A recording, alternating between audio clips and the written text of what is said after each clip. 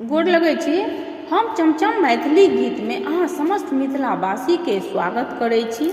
जितिया पाबनि के बहुत बहुत हार्दिक शुभकामना अछि। हम जितिया के गीत कहै छी। हमर गीत अहाँ सब जरूर सुनब, देखब और हमर चैनल के सब्सक्राइब, वीडियो के लाइक जरूर करब। जितवाहन हम गोर लगै छी, हमरो दिस कनि तकियौ।